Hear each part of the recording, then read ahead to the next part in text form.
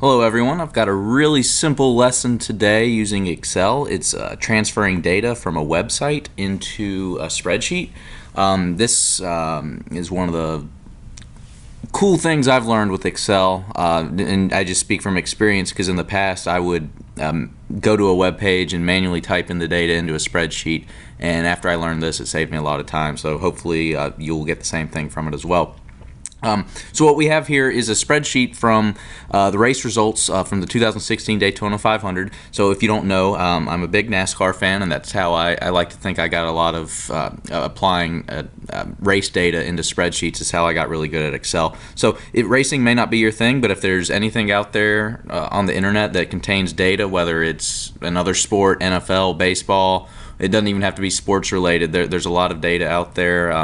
Maybe you're a weather guru and you want to find that historical weather information. You can go out there and track that too and document it into a spreadsheet. So I'm going to show you what I did here to put all this in here all at once.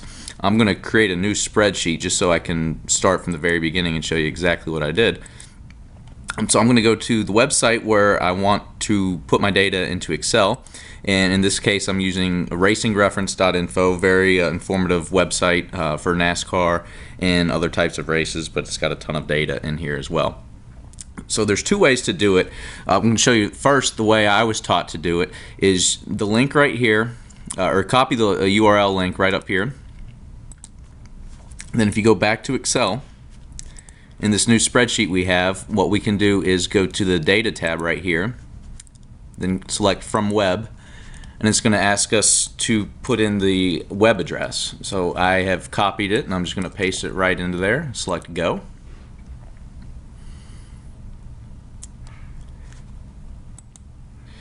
That's one of the reasons I don't use this method as much, because I continuously get pop-ups like this. I'll just click yes, click no. Doesn't seem to make a difference whichever one I do. And you notice it is taking a little bit to do so, which is why this isn't my preferred method, but it's kind of it's more of a technical trick as far as doing it goes. So hopefully here in a minute it will pull up the web page.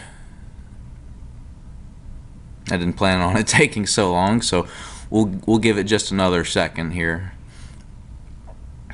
It's trying to get there. It's trying. I don't know if using Chrome makes it a little bit slower. It might have been better to use Explorer because this is a Microsoft product.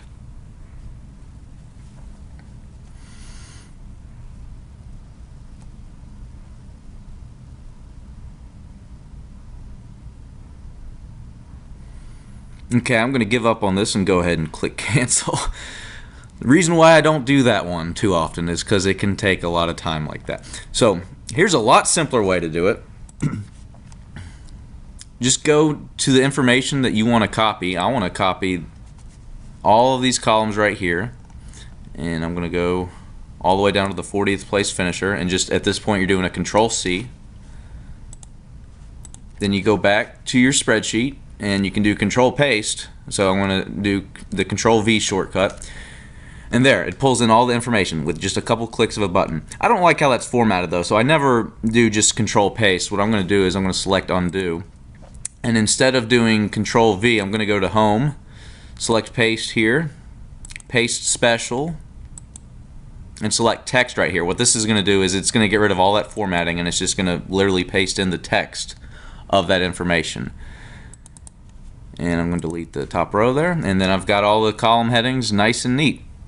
One other thing I'll show you that I wasn't really going to have part of this lesson, but you may find this useful going forward when you're doing these things on your own. The driver column, if you notice there's some space in between each of the driver names, and that can be kind of annoying. So what you can do over here is you can create a new function. I'm going to do it's called the trim function.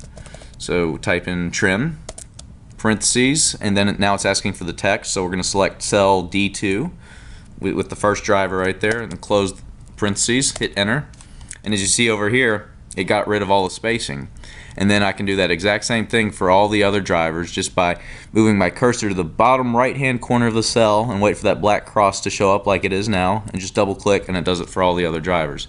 And now I can also move it back over to column D by doing another copy and paste, and I'm going to do the exact same thing as far as pasting the values go. You don't want to just do a paste because you're going to get an error. Watch, if I just paste, you're getting this error because it's no longer referencing the driver name in that cell.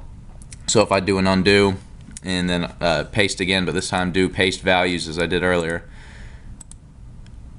and there it goes. And then you can delete this column where you did the trim function. So that saves you a lot of time just by copying and pasting the data.